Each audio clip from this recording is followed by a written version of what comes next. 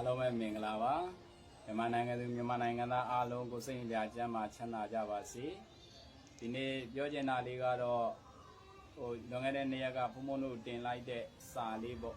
အဲ့ဒီစာလေးကိုတချို့နားမလဲတဲ့ပုံကိုယ်တွေကဒီစကားစာလေးနဲ့ပေါ့ဗီဒီယိုလေးနဲ့တင်ပေးပါလို့ပြောတဲ့အတွက်ဘုံဘုံတို့ဒါဗီဒီယိုလေးနဲ့ပြန်လဲဖြည့်ချပြီးတော့တင်ပေးခြင်းဖြစ်ပါတယ်28ရက်နေ့ကဖြစ်သွားတဲ့မြင်းကရင်တန်ကြောင်းမှုဖျားเจ้าငံစီဒီတွေတန်ဃာတော်ရှင်သူမြတ်တွေရဲ့အသက်တွေလူတွေရဲ့အသက်တွေတရားတွေအစာအုပ်တွေလမ်းတွေပြည့်စည်သွားတဲ့အတွက်လည်းအင်မတန်မှဝမ်းနဲ့ကြေကွဲမှုဖြစ်ရပါတယ်လို့ဒါလေးလည်းပြောပြရစီဒီကတော့ဓမ္မပြည်မှာဖြစ်နေတဲ့ကံဖြစ်နေတဲ့အတိုင်းအတာတွေကိုစနေတပေါင်းပေါ့လေစနေတပေါင်းကန်စာသားတွေအရာကြည့်ပြီဆိုလို့ရှိရင်တော့မြန်မာပြည်ကြီးငြိမ်းချမ်းမှုအတွက်အင်မတန်မှကိုကောင်းတဲ့အခွင့်အလမ်းတစ်ခုကိုရောက်ရှိနေပြီလို့နမိတ်တပေါင်းนี้အရာတော့ဒီလိုပဲပြောလို့ရပါတယ်အဓိကကတော့မိမိရဲ့အရဒေတာအိုးအိမ်တွေကိုစွန့်ခွာသွားတဲ့လူတွေရဲရွာတွေစွန့်ခွာသွားတဲ့လူတွေ17လပိုင်း21ရက်2025မှာဆိုလို့ရှိရင်82ရာခိုင်နှုန်းသောကိုယ်အိမ်စွန့်ခွာရတဲ့လူတွေဟာကိုယ့်ရဲ့ကိုယ်ဒေတာကိုယ့်အိုးကိုယ်အိမ်တွေမှာအေးချမ်းချမ်းနဲ့နေထိုင်မှုအတွက်82ရာခိုင်နှုန်းလောက်အခြေအနေကောင်းတွေပေါ်မှာရောက်နေပါတယ်နောက်တကပြည်တွင်းစစ်ကြီးပြီးဖို့အတွက်ဆိုလို့ရှင်လည်းအင်မတန်နီးကပ်လာတဲ့အနေအထားကိုရောက်နေပါပြီလို့ဒါကန်စာတာတွေတပေါင်းတွေနမိတ်တွေရဲ့အနေအထားကိုပြောပြခြင်းဖြစ်ပါတယ်ပြည်တွင်းစစ်ကြီးပြီးဖို့ဘယ်လောက်လိုသေးသလဲလို့တချို့ကမေးပါတယ်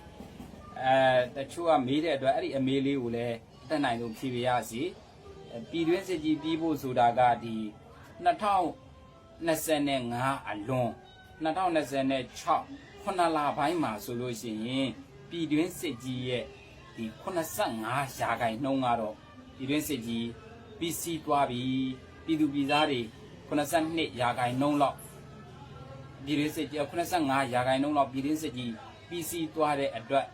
မြန်မာပြည်တွင်းလူနေတဲ့ပုံကိုယ်တွေအားလုံးဟာတယောက်နဲ့တယောက်ချစ်ချစ်ခင်ခင်နဲ့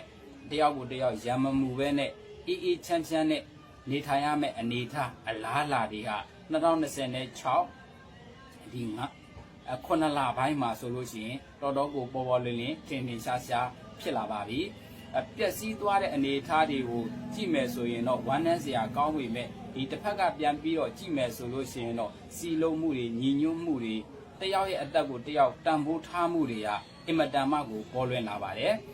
ဒါကတော့အင်မတန်မှကိုမြန်မာပြည်သူပြည်သားတွေရဲ့ချစ်စရာကောင်းတဲ့စိတ်ဓာတ်ပါပဲ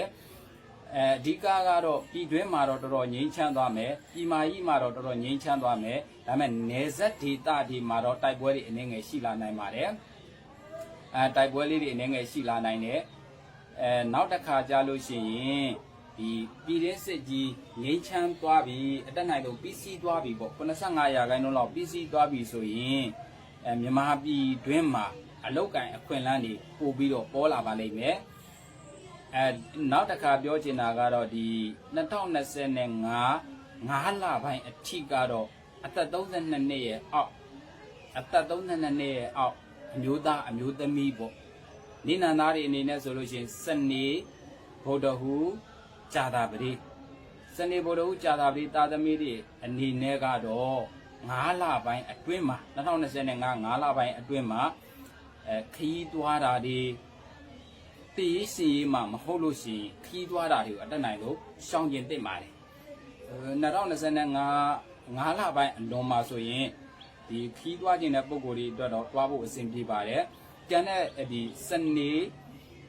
ကြာတာပရိဗုဒ္ဓဟူးနိနန္ဒာသမီးတွေကတော့5လပိုင်းအတွင်းမှာဆိုရင်တည်ရေးရှင်ရေးကိစ္စကလွဲလို့ရှိ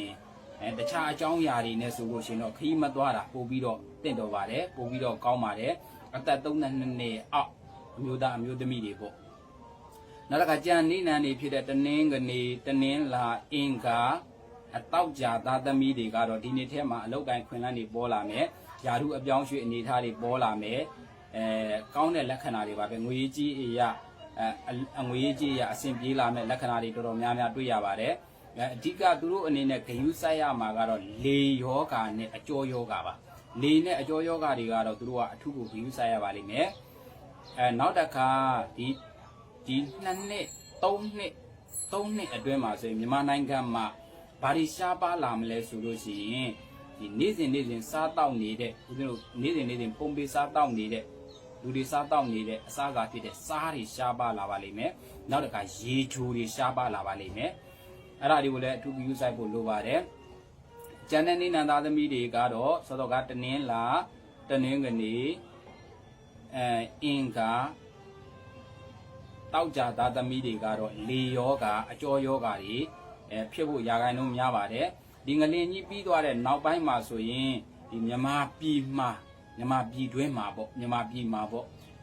မှာဆိုလို့ရှိရင်လေနဲ့ပတ်သက်တဲ့ယောဂါတွေ85ရာခိုင်နှုန်းလောက်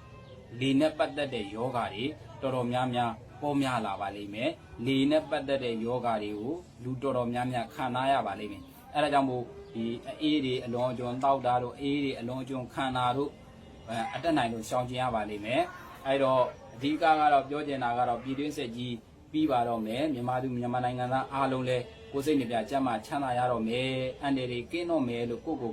ယုံကြည်တဲ့စိတ်ဓာတ်လေးတွေထားသိကြပါတယ်မြန်မာနိုင်ငံသားအားလုံးကိုယ်စိတ်နှပြကျမ်းမာချမ်းသာပြီးတော့မိသားစုများနဲ့အတူအမြန်ပျော်ပျော်ရွှင်ရွှင်အေးချမ်းချမ်းတာရနေနိုင်ကြပါစေလို့စိတ်ဆန္ဒပြုဆုတောင်းပြီးပေးလိုက်ပါတယ်ခင်ဗျာအားလုံးကျမ်းမာချမ်းသာကြပါစေ